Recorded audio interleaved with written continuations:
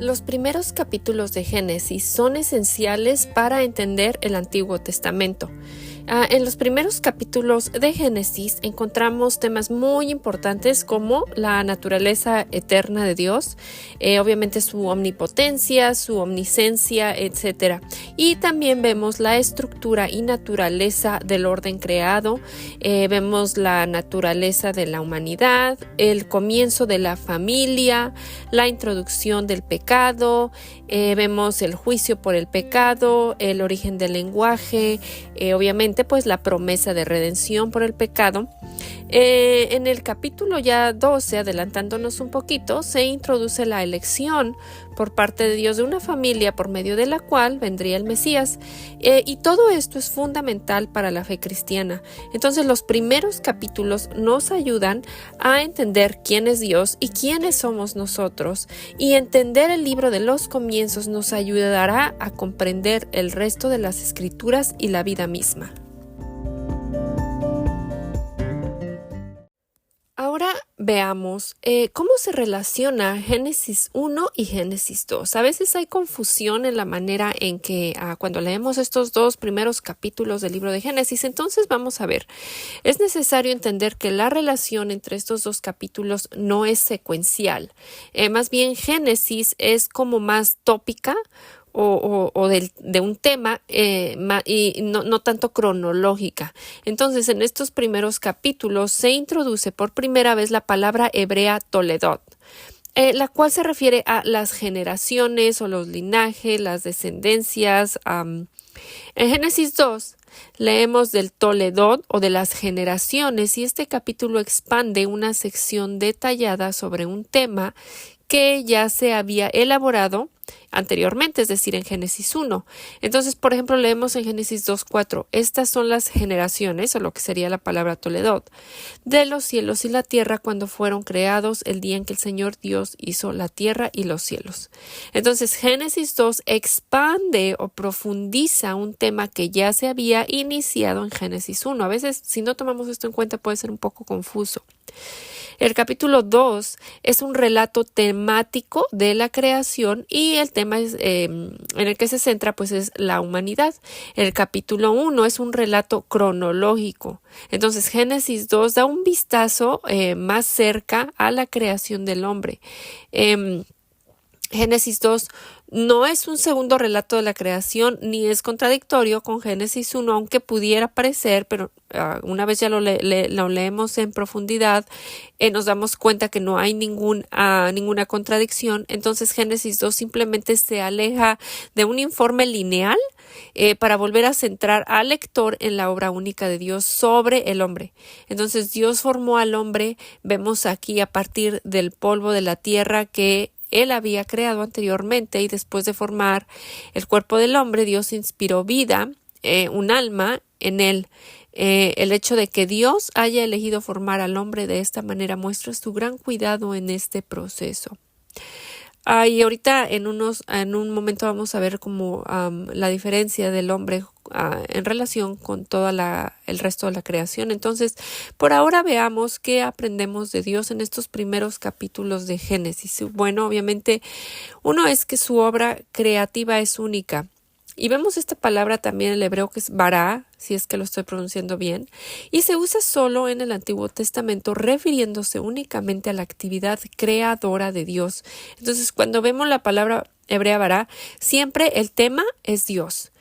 Su creación demuestra su omnipotencia. Él es todopoderoso, Él habla y hace que algo suceda de la nada. Y esto se le llama también, perdón mi pronunciación, pero es creación ex nihilo. Entonces, es decir, crea de la nada, es el único. Nosotros, digamos, entre comillas, creamos, pero con cosas que ya existen. Dios no. Dios crea de la nada. También vemos que las tres personas de la divinidad están involucradas en la creación. Por ejemplo, en el versículo 1 y 2 leemos que el Espíritu Santo se movía sobre la superficie de las aguas. Y de hecho en Colosenses capítulo 16 vemos que en él, refiriéndose a Jesús, fueron creadas todas las cosas, tanto en los cielos como en la tierra, y que por medio de él y para él todo esto existe. Él es antes de todas las cosas. Aquí apunta a que es eterno y en él todas las cosas permanecen. Entonces Dios es eterno, Él fue, Él es y Él será.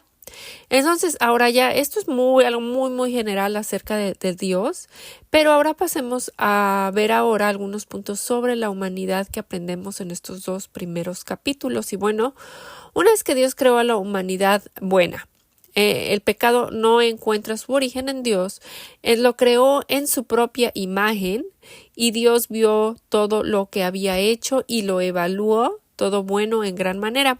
Obviamente llegamos a Génesis 3 y comienza el problema. Sabemos que Adán y Eva eligieron pecar, desobedecieron a Dios. Entonces Dios creó a la humanidad. Otro punto bien importante que vemos en estos dos primeros capítulos es que Dios creó a la humanidad con género y diferenciación.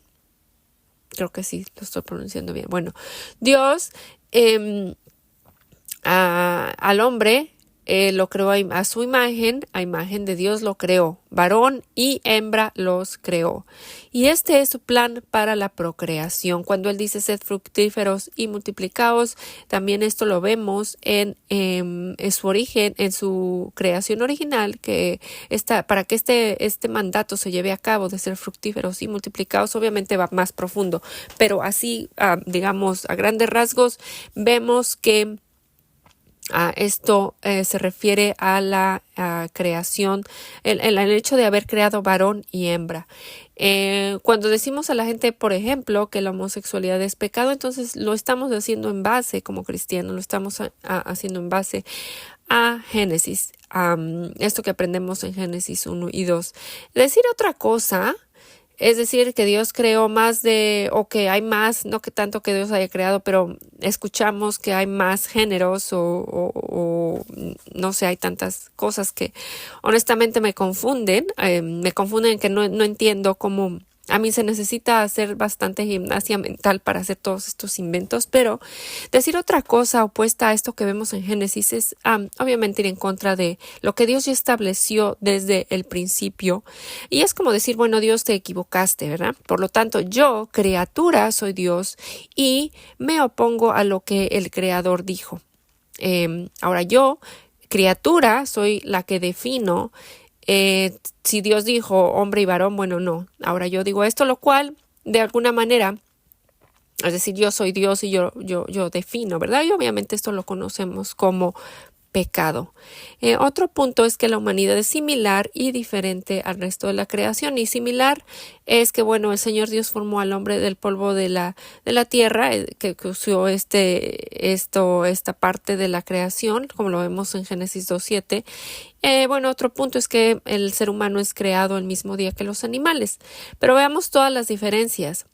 Bueno, este es un acto, el hecho de la creación de ser humano es el acto final de la creación. Y aquí vemos que Dios utiliza el pronombre de que cuando dice vamos a hacer, hagamos al hombre a nuestra imagen y semejanza. Aquí vemos a las tres personas de la Trinidad. Otro punto importante es que Dios sopló en su nariz aliento de vida y en ninguna otra parte de la creación leemos que esto haya sucedido, de no ser en la humanidad. También otro punto importante es a la única criatura, al ser humano, es al que se le dice que ejerza dominio sobre la creación. Entonces la humanidad no es dueña, sino administradora de la creación. Entonces esto nos distingue del resto de la creación y como ya vimos, la humanidad es la única hecha a imagen de Dios. También de aquí podemos deducir que Dios creó a la humanidad innatamente social. El trabajo, también otra parte, es que ya era parte del diseño original de Dios. El trabajo no vino después de Génesis 3. Sí hubo diferencia, pero bueno, después de Génesis 3, después de la caída, la dificultad en el trabajo fue el resultado del pecado de Adán y Eva. Pero el trabajo existía antes de la caída, cuando les dijo que ejercieran dominio sobre la creación.